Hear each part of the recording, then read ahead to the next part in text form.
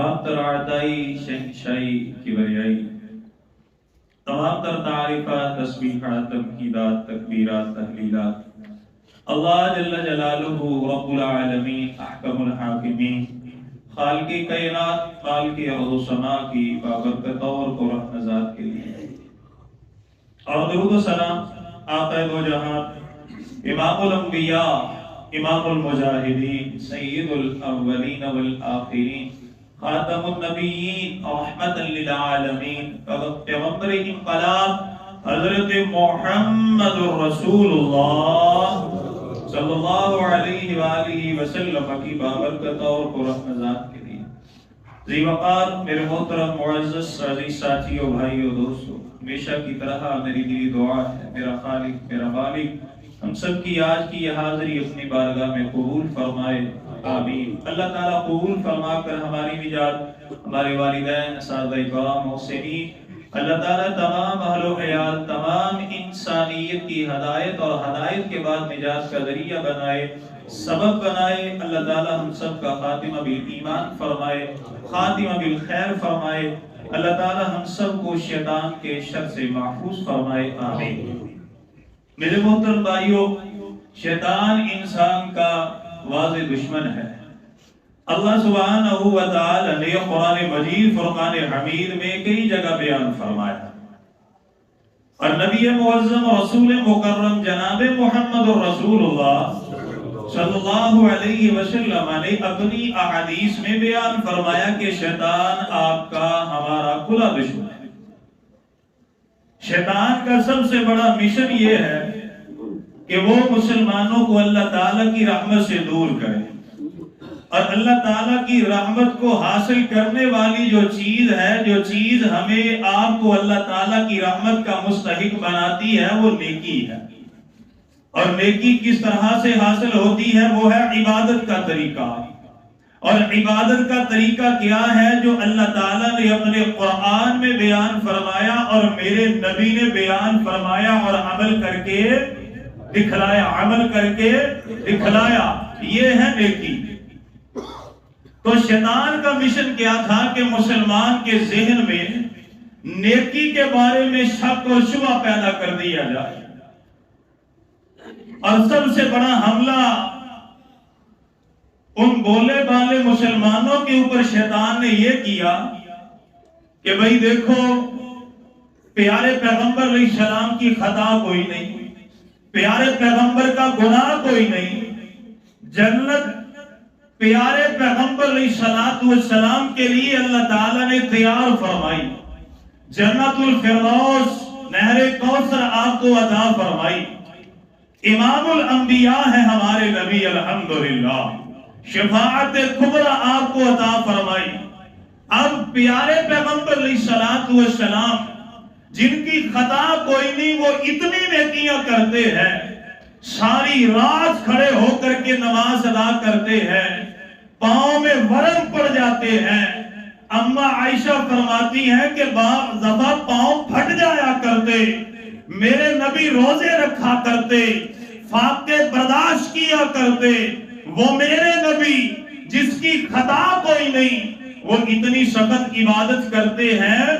نعوذ باللہ، ذہن میں بات یہ ڈالی گئی ہمیں تو اللہ کے نبی سے بڑھ کے عبادت کرنی چاہیے۔ شیطان نے یہ بات ذہن میں ڈال دی۔ اب مسلمانوں نے کیا کیا؟ انہوں نے سمجھا کہ اللہ کا ولی بننے کے لیے، ولایت کے درجے کو حاصل کرنے کے لیے اپنے ذہن کی اختراع اور افتراء کو عبادت بنا کے کیا جائے تو ہمیں ولایت کا درجہ مل جائے گا۔ اور میرے یارو یاد رکھو، اللہ کی قسم، ولایت کا درجہ اتنی دیر تک مل ہی نہیں سکتا جتنی دیر تک قرآن اور حدیث پر عمل نہ کیا جائے۔ ہم نے پچھلے جمعے میں سنا تھا کہ ولایت کے درجے کو پانے کے دو ہی اصول، اطیع اللہ و اطیع الرسول۔ آئے ذرا توجہ فرمائیں، رب العالمین نے قرآن میں بیان فرمایا، سورہ فاطر ہے، آیت نمبر 6 ہے، اللہ تعالیٰ فرماتے ہیں ان الشیطان لکم عدو فاتخذوه عدوا انما يدعو حزبه ليكونوا من اصحاب السعید. اللہ فرماتے ہیں لوگوں یہاں اللہ نے خاص جماعت کا ذکر نہیں فرمایا، عمومی طور پر بیان فرمایا اے لوگو شیطان آپ کا دشمن ہے، اسے دشمن سمجھو. شیطان اور اس کا لشکر ہر وقت اسی ڈگر اور مشن میں ہے کہ مخلوق خدا کو نعوذ باللہ جہنم میں داخل کروایا جائے. آئیں توجہ فرمائیں. اللہ تعالیٰ مجھے اور آپ کو ایک نصیحت بیان فرماتے ہیں. سورہ اعراف ہے، آیت نمبر 27 ہے. اللہ تعالیٰ فرماتے ہیں یا بنی آدم لا یفتننکم الشیطان کما اخرج ابویکم من الجنہ. اللہ تعالیٰ فرماتے ہیں اے آدم کی اولاد، اے بنی آدم، شیطان تمہیں کہیں کسی فتنے میں مبتلا نہ کر دے جس طرح آپ کے آبا کو، آپ کے ماں باپ کو، حضرت آدم اور حضرت اماں حوا کو اس نے فتنے میں مبتلا کیا اور جنت سے باہر نکال دیا. اللہ فرماتے ہیں یہ تمہارے آبا کا دشمن ہے، تمہارا دشمن ہے، اسے اپنا دشمن سمجھو. اے لوگوں کیا ہوا تھا جب حضرت آدم علیہ السلام اماں حوا کے ساتھ جنت میں تھے؟ اللہ نے فرمایا تھا اس درخت کے قریب نہ جانا. شیطان نے وسوسے ڈالے، قریب گئے، اللہ نے جنت سے نکال کے دنیا میں اتار دیا. پھر کیا ہوا؟ حضرت آدم علیہ السلام پریشان ہو گئے. اللہ جی مجھے دنیا میں اتارا گیا. اللہ تعالیٰ فرماتے ہیں پریشان نہ ہو، میں رب تمہیں تنہا چھوڑ سکتا نہیں، میں تنہا نہیں چھوڑوں گا. اللہ تعالیٰ نے فرمایا، سورہ البقرہ ہے، آیت نمبر 38 ہے، سورہ طٰہٰ ہے، آیت نمبر 123 ہے. اللہ فرماتے ہیں قُلْنَا اهْبِطُوا مِنْهَا جَمِيعًا فَإِمَّا يَأْتِيَنَّكُم مِّنِّي هُدًى فَمَن تَبِعَ هُدَايَ فَلَا خَوْفٌ عَلَيْهِمْ وَلَا هُمْ يَحْزَنُونَ. اللہ تعالیٰ نے فرمایا زمین پر اتر جاؤ، ان قریب تمہارے پاس میری طرف سے ہدایت آئے گی، میری طرف سے عبادت کے طریقے آئیں گے. اگر عبادت کے طریقوں پر چلو گے، ہدایت کی پیروی کرو گے، جس جنت سے تمہیں نکالا گیا میں دنیا میں بے فکری عطا کروں گا. جس جنت سے تمہیں نکالا گیا قیامت کا دن آئے گا، بلا حساب بلا خوف میں تمہیں اس جنت کا داخلہ عطا فرماؤں گا. کیسے عطا فرماؤں گا؟ میری وحی پر عمل کر کے. اب یہ بات یاد رکھیے، یہ سبق لوگوں کو یاد کروائیے. عبادت کے طریقے اللہ نے نازل فرمائے. کس نے نازل فرمائے؟ کس پر نازل فرمائے؟ انبیاء کے اوپر. اور صرف نازل نہیں فرمائے، صرف نازل نہیں فرمائے، بلکہ کیا ہوا؟ توجہ فرمائے. سورہ انبیاء ہے، آیت نمبر 25 ہے. صرف اللہ نے عبادت کے طریقے نازل نہیں فرمائے بلکہ ایک اور حکم نازل فرمایا. اللہ تعالیٰ فرماتے ہیں وَمَا أَرْسَلْنَا مِن قَبْلِكَ مِن رَّسُولٍ إِلَّا نُوحِي إِلَيْهِ أَنَّهُ لَا إِلَٰهَ إِلَّا أَنَا فَاعْبُدُونِي. اللہ فرماتے ہیں اے میرے نبی جناب محمد الرسول اللہ صلی اللہ علیہ وسلم، میرے محبوب پیغمبر، آپ سے پہلے جتنے بھی نبی آئے ہم نے ان کی طرف وحی کی. آپ کا خالق مالک حاجت روا مشکل کشا دستگیر غریب نواز سارے کا سارا کوئی ہے تو وہ رب العالمین ہے. اے میرے نبی تمام کی طرف وحی کی ہے. پھر رب العالمین نے فرمایا اے نبی آپ بھی اقرار کیجئے وَأَنَا فَاعْبُدُونِي، اور میری عبادت کیجئے. میری عبادت، یہ نہیں فرمایا لوگوں کو عبادت کا فرماؤ، لوگوں کو عبادت کا کہہ دو، بلکہ میری عبادت آپ خود بھی کیجئے. آیت توجہ فرمائے، سورہ مومنون ہے، آیت نمبر 91. اللہ تعالیٰ فرماتے ہیں یا ایھا الرسل کلوا من الطیبات واعملوا صالحا. اس آیت کو توجہ سے سنے سمجھے. اللہ تعالیٰ نے فرمایا اے میرے رسولو، اے میرے انبیاء کلوا من الطیبات، حلال کھاؤ، وعملوا صالحا، اچھے صالح عمل کرو. یہ نہیں فرمایا سود سے بچنا ہے، حکم بیان فرماؤ. نبی بیان بھی فرماؤ سود سے بچنا بھی ہے. نبی بیان فرماؤ زکوٰۃ ادا کرو، نبی زکوٰۃ ادا بھی کرنی ہے. وعملوا صالحا، نبیوں نے عمل کر کے دکھلایا. یہ نہیں فرمایا نماز پڑھو، نماز پڑھ کے دکھلائی. رکوع اور سجدہ کر کے دکھلایا. حج کے بارے میں بیان نہیں فرمایا بلکہ حج کر کے دکھلایا، عمرہ کر کے دکھلایا. اور ایسے ہی نہیں، قربانی کا حکم نہیں دیا، قربانی کو ذبح کر کے دکھلایا. ایک ایک عمل بیان فرمایا، کر کے دکھلایا. کیوں کر کے دکھلایا؟ اور کل کو کوئی کھڑا ہو کے یہ نہ کہے اللہ نے عبادت کا بیان فرمایا، عبادت کا طریقہ نازل نہیں کیا، اب میں اپنی مرضی سے عبادت کروں. ہائے ہائے ہائے، اور سمجھ لگی جی. دیکھیں اللہ تعالیٰ کا قانون کتنا پیارا ہے. اللہ تعالیٰ نے نظام کیسا بہترین چلایا. نبی سے فرمایا وَعَمَلُوا صَالِحًا، عمل کر کے دکھلاؤ تاکہ تمام لوگوں پر حجت قائم ہو جائے. میرے نبی نے سجدے کا حکم نہیں دیا بلکہ سجدہ کر کے دکھلایا، رکوع کر کے دکھلایا، تشہد میں بیٹھ کے دکھلایا، قیام کر کے دکھلایا، ایک ایک عمل کر کے دکھلایا. پھر رب العالمین نے قول فیصل نازل فرمایا. سورہ احزاب ہے، آیت نمبر 21، لَقَدْ كَانَ لَكُمْ فِي رَسُولِ اللَّهِ أُسْوَةٌ حسنہ. اللہ اکبر. اللہ نے فرمایا لوگوں تمہارے لیے بہترین نمونہ اگر کسی کی زندگی، وہ میرے نبی، سب کے نبی، دلارے نبی، پیارے نبی، میٹھے نبی، مدنی نبی، مکی نبی، جناب محمد رسول اللہ صلی اللہ علیہ وسلم. اس کی زندگی، اس کا طریقہ، اس کے نظم و ضبط، اس کا اٹھنا بیٹھنا.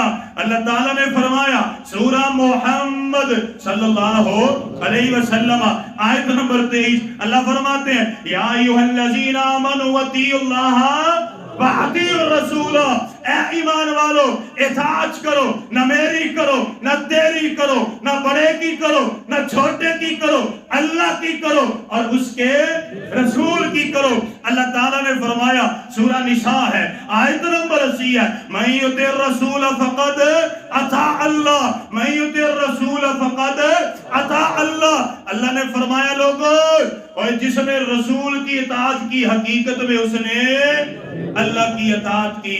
اللہ جی مقام کیا ملے گا؟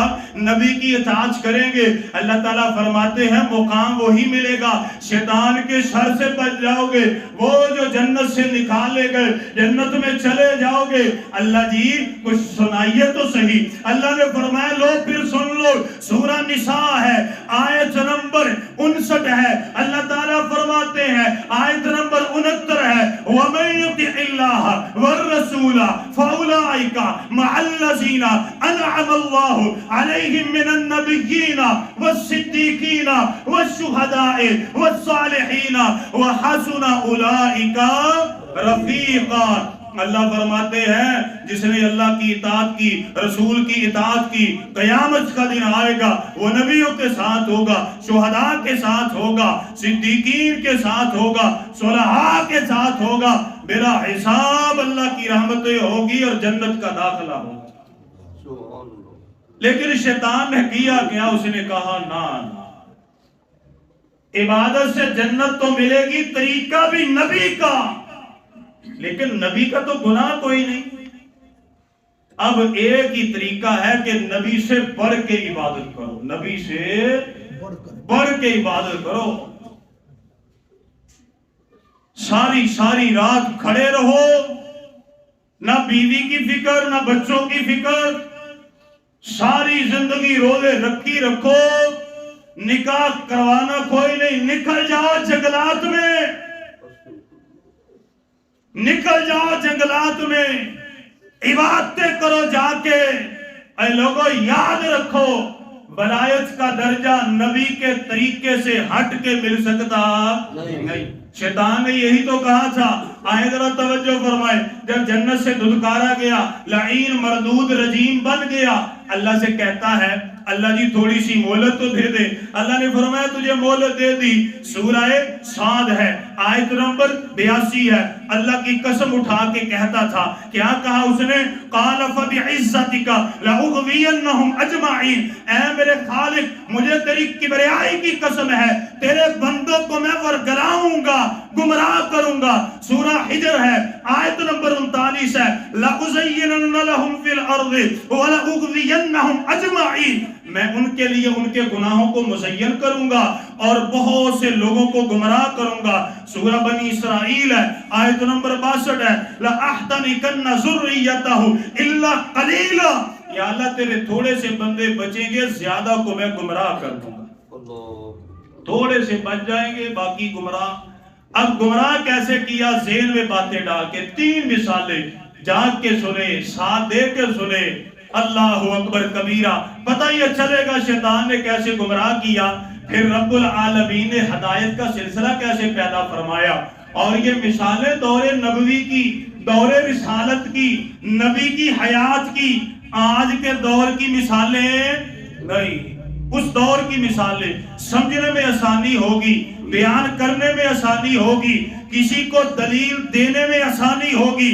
آئے پہلی مثال ہے, صحیح بخاری ہے, حدیث نمبر 5063 ہے, صحیح مسلم ہے, حدیث نمبر 1401 ہے. حضرت انس بن مالک رضی اللہ تعالیٰ عنہ بیان فرماتے ہیں, حضرت علی رضی اللہ تعالیٰ عنہ, حضرت عبداللہ بن عمر بن عاص رضی اللہ تعالیٰ عنہ, حضرت عثمان بن مظعون رضی اللہ تعالی عنہ, یہ تینوں صحابی آئے, جید آئے, مقام بڑا, فضیلت بڑی, کتابیں موجود ہیں, پڑھ کے دیکھیں. یہ تینوں کے تینوں صحابہ آئے, الی بیوت ازواج النبی یسألون عن عبادت النبی فلما اخبروا, یہ نبی کریم صلی اللہ علیہ وسلم کے حجروں کی طرف آئے, ازواج مطہرات سے پوچھا اللہ کے نبی کی عبادتیں کیسی ہیں, اللہ کے نبی کیسے عبادت کرتے ہیں. ان کو بتلایا گیا, انہوں نے دل میں خیال کر لیا, شیطان نے ڈال دیا, نبی کا مقام اتنا زیادہ, نبی کی فضیلت اتنی زیادہ, جنت کے وارث, فردوس کے وارث, کوثر کے وارث, نبی کی شان اعلیٰ, پھر بھی نبی اتنی باتیں کرتے ہیں. ہمیں تو اللہ کے نبی سے نعوذ باللہ بڑھ کے عبادت کرنی چاہیے. ان میں سے ایک نے کہا فَإِنِّي أُصَلِّي اللَّيْلَ أَبَدًا, ایک نے کہا ساری زندگی رات کو قیام اللیل کروں گا, کبھی آرام نہیں کروں گا. دوسرے نے کہا انا اصوم الدہر ولا افطر, ساری زندگی روزے رکھوں گا, کبھی افطار نہیں کروں گا. تیسرے نے کہا انا اعتزل النساء فلا اتزوج ابدا, میں ساری زندگی نکاح نہیں کرواؤں گا, ہمیشہ ایسے ہی رہوں گا. فجاء رسول اللہ صلی اللہ علیہ وسلم الیہم, اللہ کے نبی آئے, آپ کو بچلایا گیا, میرے نبی نے ان کو نہیں بلایا, اللہ کے نبی چل کے ان تینوں صحابہ کے پاس آئے. اللہ کے نبی آئے, آپ نے فرمایا انتم الذین قلتم کذا و کذا, اے میرے صحابہ مجھے پتا چلا ہے اور تم نے ایسی ایسی باتیں کی ہیں. جی یا رسول اللہ. آپ نے فرمایا اے میرے صحابہ, اما واللہ لأخشاکم للہ واتقاکم لہ, آپ نے فرمایا مجھے اللہ کی قسم ہے, اللہ کے نیلے آسمان کی چھت کے نیچے, اس زمین کے اوپر میں محمد سے بڑھ کے کوئی متقی ہو سکتا. آواز نہیں آئی. آپ نے فرمایا کہ مجھ سے بڑھ کے کوئی متقی ہو سکتا نہیں, مجھ سے زیادہ کوئی اللہ سے ڈرنے والا ہو سکتا نہیں. آپ نے فرمایا میری طرف دیکھو, اور میں روزے بھی رکھتا ہوں, ناغہ بھی کرتا ہوں, رات کو قیام اللیل بھی کرتا ہوں, آرام بھی کرتا ہوں, اور میں نے نکاح بھی کروایا ہے. فمن راغب عن سنتی فلیس منی, اور جس نے میں محمد کی سنت سے منہ موڑا اس کا میرے ساتھ کوئی تعلق نہیں. تینوں صحابہ نے توبہ کر لی, تینوں صحابہ نے توبہ کر لی, کہنے لگے اللہ کے نبی آپ کی سنت پر جینا مرنا ہے, جو کچھ ہو گیا درگزر فرمائیے, اللہ سے استغفار کیجئے. آئے ذرا توجہ فرمائے. دوسری مثال مسند احمد ہے, جلد نمبر 6 ہے، حدیث نمبر 269 ہے۔ حضرت امی عائشہ صدیقہ بیان فرماتی ہے، حضرت خویلہ بنت حکیم رضی اللہ تعالی عنہ حضرت عثمان مظعون رضی اللہ تعالیٰ عنہ کے نکاح میں تھی، یہ میرے پاس آئیں، میں نے حالت دیکھی بڑی عجیب و غریب حالت ہے، بال بکھرے ہوئے، کپڑے بھی بڑے پرانے سے پہنے ہوئے، نہ منہ دھویا نہ ہاتھ دھوئے، بڑی عجیب حالت ہے، اور دیکھنے میں ایسے لگا جیسے اس کا شوہر ہی کوئی نہیں، ایسی حالت اجڑی ہوئی بنائی ہوئی۔ اللہ اکبر کبیرہ، اتنی دیر میں اللہ کے نبی آئے، فرآ رسول اللہ صلی اللہ علیہ وسلم، اللہ کے نبی صلی اللہ علیہ وسلم نے حضرت خویلہ بنت حکیم کو دیکھا، آپ نے فرمایا فقال لی یا عائشہ ما ابزا حیعت خویلت، آپ نے فرمایا عائشہ کیا بات ہے، خویلہ کی ایسی اجڑی ہوئی حالت ہے، نہ کپڑے اچھے پہنے ہوئے، سر کے بال بھی عجیب سے ہیں، وہ دیکھنے میں عجیب سی لگ رہی ہے، وجہ کیا ہے؟ اس کا خامد تو زندہ ہے، اور جس کا خامد ہو وہ گناہ سنگار کرتی ہے، صاف ستھرے کپڑے پہنتی ہے، اس کی حالت تو ایسے جیسے اس کا خامد ہی نہیں۔ حضرت امی عائشہ صدیقہ بیان فرماتی ہے، اللہ کے نبی اس کا نکاح حضرت عثمان رضی اللہ تعالیٰ عنہ سے ہوا ہے، اور حضرت عثمان وہ ہے یصوم النہار ویقوم اللیل، وہ رات کو قیام اللیل کرتے ہیں، دن کو روزے رکھتے ہیں، بیوی کی طرف توجہ نہیں دیتے، اس لیے اس نے بننا سورنا چھوڑ دیا، اس نے بننا سورنا چھوڑ دیا۔ پیارے پیغمبر علیہ السلام نے فرمایا، آپ نے فرمایا عثمان کو میرے پاس بلاؤ، حضرت عثمان کو بلایا گیا، اللہ کے نبی نے پہلا سوال کیا، یا عثمان رغبتاً عن سنتی، عثمان مجھے سچے دل سے بتا کیا تجھے میری سنت سے پیار نہیں ہے؟ کیا تجھے میرے طریقے سے پیار؟ رغبتاً عن سنتی، کیا تجھے میری سنت سے پیار نہیں ہے؟ فقال لا، اللہ کے نبی صلی اللہ علیہ وسلم ایسی کوئی بات نہیں، اللہ کی قسم آپ کی سنت سے بڑا پیار ہے، مجھے بڑی محبت ہے۔ آپ نے فرمایا پھر مجھے کیوں نہیں دیکھتا؟ میں روزے رکھتا بھی ہوں، ناغہ بھی کرتا ہوں، رات کو قیام اللیل بھی کرتا ہوں، آرام بھی کرتا ہوں، اور میں نے نکاح بھی کروائے ہوئے ہیں۔ اللہ کے نبی نے فرمایا فاتق اللہ، فاتق اللہ یا عثمان، اے عثمان اللہ سے ڈر جا، اللہ سے ڈر جا۔ حضرت عثمان ڈر کے بیٹھ گئے۔ آپ نے فرمایا تیری جان کا تیرے اوپر حق ہے، تیری بیوی کا تیرے اوپر حق ہے، تیرے بچوں کا تیرے اوپر حق ہے، تیرے مہمان کا تیرے اوپر حق ہے۔ اللہ کے نبی نے فرمایا فصم وافطر وصلی ونم، آپ نے فرمایا روزہ بھی رکھ، ناغہ بھی کر، عبادت بھی کر اور آرام بھی کر۔ اللہ اکبر کبیرہ، اپنی طرف سے کوئی عبادت کرنی آئے۔ آخری واقعہ پیارے پیغمبر کی حدیث سنن ترمذی میں 527 ہے، مسند احمد میں 2317 ہے، سنن بہقی الکبریٰ میں حسن درجے کی روایت موجود ہے۔ حضرت عبداللہ بن عباس رضی اللہ تعالیٰ عنہ بیان فرماتے ہیں، پیارے پیغمبر علیہ السلام نے حضرت عبداللہ بن رواحہ رضی اللہ تعالیٰ عنہ کو بلایا۔ آپ نے فرمایا عبداللہ میری بات سنو، اور دیگر اصحاب کو بلایا۔ جب تمام کے تمام آگے، آپ نے فرمایا جمعے کا دن ہے، تم نے جلدی جلدی نکلنا ہے، فلاں جگہ کے اوپر جا کے آپ نے پہنچنا ہے۔ حضرت عبداللہ بن رواحہ بیان کرتے ہیں، جی یا رسول اللہ آپ کے حکم کے مطابق ایسے ہی ہوگا۔ سمجھ لگ رہی ہے بھائی؟ یہ حدیث بڑی پیاری ہے، توجہ فرمائے، بڑی پیاری ہے، بڑی میٹھی، کیونکہ میٹھے مدینے والے کی یہ حدیث ہے۔ اللہ کے نبی صلی اللہ علیہ وسلم نے عبداللہ بن رواحہ کو دیگر صحابہ کو بلایا۔ آپ نے فرمایا نکلنا ہے جلدی جلدی۔ جی یا رسول اللہ نکلیں گے۔ حضرت عبداللہ بن رواحہ رضی اللہ تعالیٰ عنہ نے ہاں کر دی۔ جمعے کا دن آیا، میرے محبوب پیغمبر علیہ السلام منبر پر کھڑے ہوئے، حضرت عبداللہ بن رواحہ کو دیکھا۔ پیارے پیغمبر علیہ السلام نے کوئی جملہ زبان سے نہیں نکالا، یہ جمعہ پڑھ لے، نماز بھی پڑھ لی. جب نماز سے فارغ ہوئے فلما سلم عن نبی رآہ، جب اللہ کے نبی کے پیچھے نماز پڑھ لی، اللہ کے نبی صلی اللہ علیہ وسلم نے عبداللہ ابن رواحہ کو دیکھا. فقال له، اللہ کے نبی نے اپنے پاس بلایا. آپ نے فرمایا اے عبداللہ مجھے یہ تو بتلا، ما منعک ان تغدو مع صحابک، اور مجھے یہ تو بتلا، میں نے یہ فرمایا تھا، حکم نامہ جاری فرمایا تھا، ابھی ابھی نکلنا ہے، فلاں جگہ پر جانا ہے، تیرے دوسرے ساتھی چلے گئے، میرے اصحاب چلے گئے، تیرے رفیق چلے گئے، تو کیوں نہیں گیا؟ وجہ کیا ہے؟ تو کیوں نہیں گیا؟ آخر کیا وجہ تھی؟ بتلا تو صحیح. وہ سارے چلے گئے، تو کیوں نہیں گیا؟ کہتے کیا ہے؟ دیسی ترجمہ ہے، یا رسول اللہ میرے دل میں خیال آیا، میں میٹھے میٹھے میٹھے مدنی کو دیکھوں، میٹھے میٹھے مدنی کے پیچھے میٹھی میٹھی نمازیں پڑھوں، میٹھے میٹھے مدنی کی زبان میں سے میٹھی میٹھی کلام سنوں، میٹھا میٹھا قرآن سنوں، میٹھی میٹھی حدیث سنوں، میٹھے میٹھے مدینے کی گلیوں میں چلوں پھروں.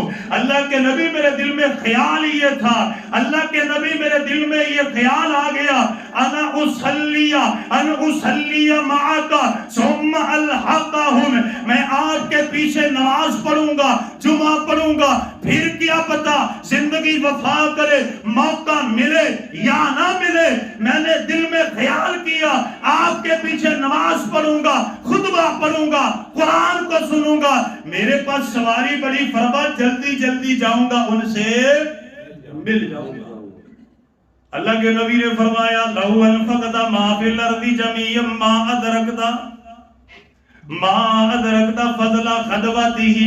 اللہ کے نبی نے فرمایا اے عبداللہ تیرے وہ ساتھی یہاں سے چلے گئے.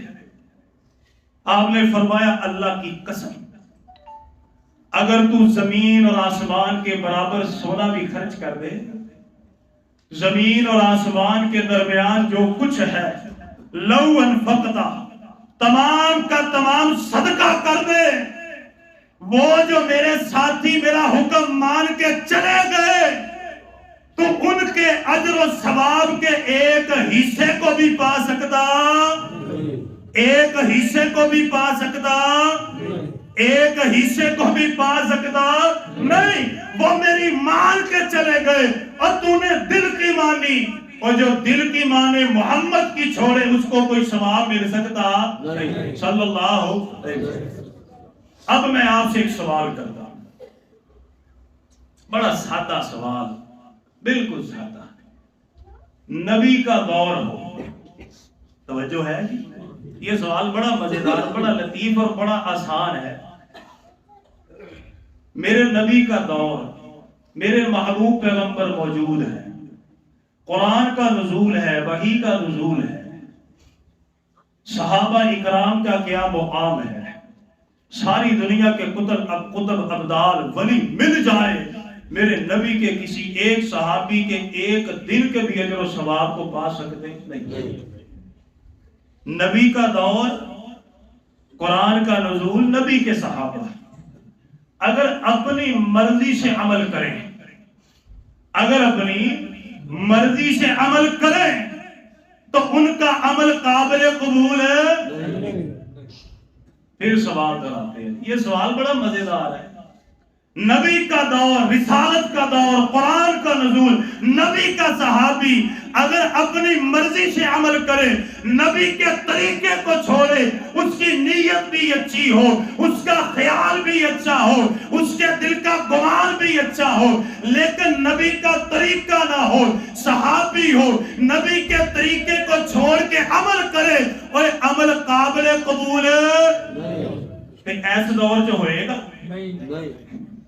اس دور میں ہو سکتا، تو یہی تو ہماری دعوت ہے، یہی تو ہم کہتے ہیں کہ ولایت کو پانے کے دو ہی اصول، اطیع اللہ و اطیع الرسول. اللہ کا ولی بننے کے دو ہی اصول، اطیع اللہ و اطیع الرسول. اللہ تعالی ہمیں دین کی سمجھ عطا فرمائے، اللہ تعالی معاملات آسان فرمائے، اللہ تعالی ہم پر رحم و کرم نازل فرمائے. آمین. وآخر دعوانا الحمدللہ. حسبي الله حسبي الله حسبي الله.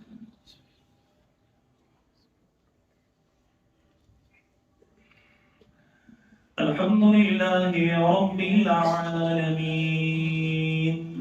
إن الحمد لله نحمده ونستعينه ونستغفره ونعوذ بالله من شرور أنفسنا ومن سيئات أعمالنا. من يهده الله فلا مضل له ومن يضلله فلا هادي له. وأشهد أن لا إله إلا الله وحده لا شريك له. وأشهد أن محمدا عبده ورسوله. میرے محترم بھائیو، آج کے خطبہ جمعۃ المبارک میں الحمدللہ ہم نے اس بات کے بارے میں سنا کہ اولیاء کرام کو شیطان نے کس طرح فکری طور پر اغوا کیا، ذہن میں یہ باتیں بٹھائیں کہ اللہ کے نبی کی شان بڑی ہے، مقام بڑا ہے۔ اگر پیارے پیغمبر نے ایسی عبادتیں کی ہیں، نعوذ باللہ، ہمیں تو اللہ کے نبی سے بڑھ کے عبادت کرنی چاہیے۔ اور اس کے بارے میں ہم نے دلائل سے سنا کہ اللہ تعالیٰ نے عبادت کے طریقے نازل فرمائے اور نبیوں سے فرمایا وَعَمَلُوا صَالِحًا، عمل کر کے دکھلاؤ، حجت قائم کرنا۔ اور پھر اللہ تعالیٰ نے فرمایا تمہارے لیے بہترین اسوہ حسنہ اگر کوئی ہے، مثالی زندگی کسی کی ہے تو وہ جناب محمد رسول اللہ صلی اللہ علیہ وسلم۔ لیکن شیطان نے ورگلایا اور ہم نے دور نبوی صلی اللہ علیہ وسلم کی 3 مثالیں سنی ہیں، اور آخر میں ہم نے اس بات کو سمجھا اور سیکھا کہ نبی کا دور ہو، صحابی رسول ہو یا کوئی ہو، اگر وہ نبی کے طریقے کو چھوڑ کر اپنے نفس کی خواہش کے مطابق کوئی عبادت کرے تو وہ قابل قبول نہیں۔ اگر اس وقت وہ قبول نہیں تو آج بھی وہ عبادت جو نبی کے طریقے سے سنت سے ہٹ کے ہے وہ بھی قبول ہو سکتی نہیں۔ ہاں، اس بندہ اپنے پاپی دل کو مطمئن کرنا چاہے تو کر لے، قیامت کے دن کوئی مطمئن کرنے کا ذریعہ نہیں ہوگا۔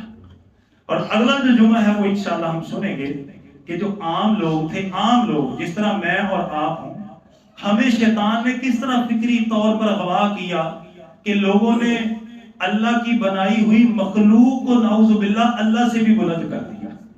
وہ کون سی چیزیں تھیں وہ انشاءاللہ اگلے خطبہ جمعۃ المبارک میں سنیں گے۔ تمام میرے بھائی جلدی آنے کی کوشش کریں، جزاکم اللہ۔ دوسری بات یہ ہے بھائی ماشاءاللہ نماز پڑھتے ہیں، پہلی صف میں آتے ہیں، اللہ تعالیٰ قبول فرمائے، دوسری تیسری میں۔ یہ صرف جمعے کی بات نہیں، عام نمازوں میں بھی ہوتا ہے کہ ساتھی جب نماز ادا کرتے ہیں جلدی پیچھے ہٹ جاتے ہیں، تو جب ہم پیچھے ہٹیں کوئی مسئلہ نہیں، لیکن جو پیچھے نماز پڑھ رہے ہیں ان کا خیال کیا جائے کہ ان کی نمازوں میں کوئی حرج نہ ہو، ان کی نماز میں کسی قسم کی کوئی پریشانی نہ آئے۔ اور چوتھی بات یہ ہے بھائیوں کہ بعض ساتھی ہوتے ہیں ادھر سے سلام پھیرا، ساتھ ہی موبائل پکڑ لیا۔ وہ ہمارے بزرگ پکڑاتے تھے، فرمایا کرتے تھے کہ یہ اس وجہ سے شاید پکڑتے ہیں کہ انہیں میسج آتا ہے قبولیت کا اللہ کی طرف سے کہ اللہ نے آپ کی نماز کو قبول کر لیا۔ تو مسئلہ نہیں ہے، مسئلہ کوئی نہیں ہے، بندہ یہ ہے کہ موبائل کا استعمال کرنا ہے، تھوڑا سا وقفے سے بندہ کر لے، ذکر اذکار کرے، وہی تو قبولیت کا وقت ہے، اللہ کی رحمت کے نزول کا وقت ہے۔ تو اتنا جو وقت ہے وہ بھی اللہ کی عبادت کے لیے خاص کیا جائے۔ اللہ تعالی ہمیں محفوظ فرمائے، اللہ تعالی شیطان کے شر سے بچائے۔ اور دعائیں عافیت ہے، حکیم محمد یوسف صاحب بیٹھے ہیں، دعا کریں اللہ تعالیٰ ان کی اہلیہ کو اور جتنے بھی بیمار ہیں اللہ تمام کو شفائے کاملہ عطا فرمائے۔ صدیق بھائی ہٹیاں والے وہ بھی کافی علیل ہیں، ان کے گھر والے، ان کی والدہ بھی علیل ہیں، دعا کریں اللہ ان کو بھی صحت عطا فرمائے۔ سہیل بھائی بیٹھے ہیں، دیگر ساتھی، کوئی مریض ہے اللہ تعالیٰ تمام کو شفائے کاملہ عطا فرمائے، تمام کے اوپر اللہ تعالیٰ خصوصی رحم و کرم نازل فرمائے، اللہ تعالیٰ تمام کی بیماریوں کو شفا میں تبدیل فرمائے۔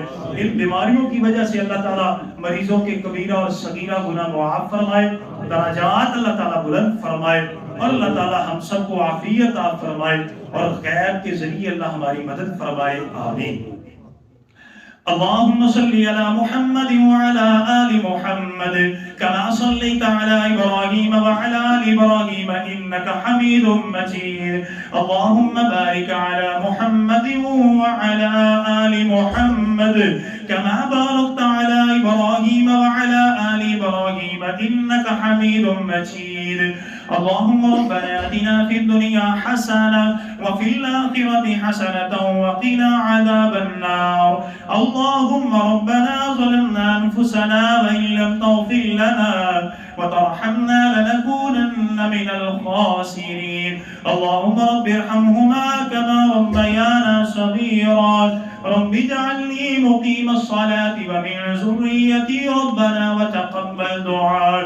ربنا اغفر لي ولوالدي وللمؤمنين يوم يقوم الحساب. سبحان ربك رب العزة عما يصفون وسلام على المرسلين والحمد لله رب العالمين. آمين. جزاكم